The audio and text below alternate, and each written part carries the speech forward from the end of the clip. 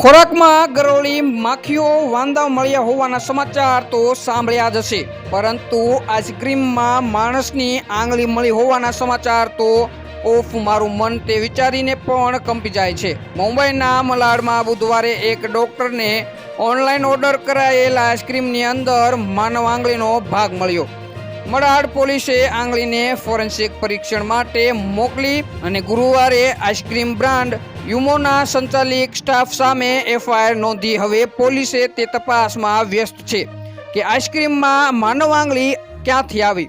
શું અકસ્માતનો ભોગ બનેલી વ્યક્તિની આંગળી બરફમાં મૂકી હોઈ શકે, જે પાછળથી આઈસ્ક્રીમમાં આવી? ફ્રીઝરમાં રાખેલી આંગળી પાછી એકસાથે મૂકી શકાય? આઈસ્ક્રીમમાં આંગળી મળ્યા બાદ આવા અનેક સવાલો લોકોના મનમાં ઘૂમી રહ્યા છે।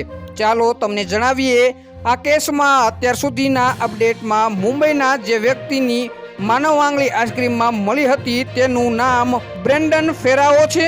26 વર્ષીય બ્રેન્ડન પોલીસને જણાવ્યું હતું કે તેણે ઓનલાઈન એપ પરથી 3 યુમો મેંગો આઈસ્ક્રીમનો ઓર્ડર આપ્યો હતો, પરંતુ 3 મેંગો આઈસ્ક્રીમને બદલે ડિલિવરી મેને 2 મેંગો અને 1 બટરસ્કોચ આઈસ્ક્રીમ લાવ્યા હતા, જે ઓર્ડર મુજબ નહોતો। રાત્રિ ભોજન પછી ફિરોએ બટરસ્કોચ આઈસ્ક્રીમ કોણ ખાઈ લીધો।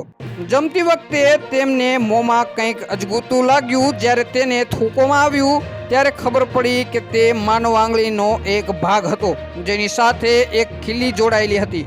હાલ માટે આટલું જ। મળીશું નવી અપડેટ સાથે। જો તમને અમારા વિડીયો પસંદ આવતા હોય તો વિડીયોને લાઇક કરી દો, ચેનલને સબસ્ક્રાઇબ કરી બાજુમાં આપેલ બેલ આઇકનને પણ દબાવી દો, જેથી જ આવા જ સમાચારની અપડેટ આપને મળતી રહે।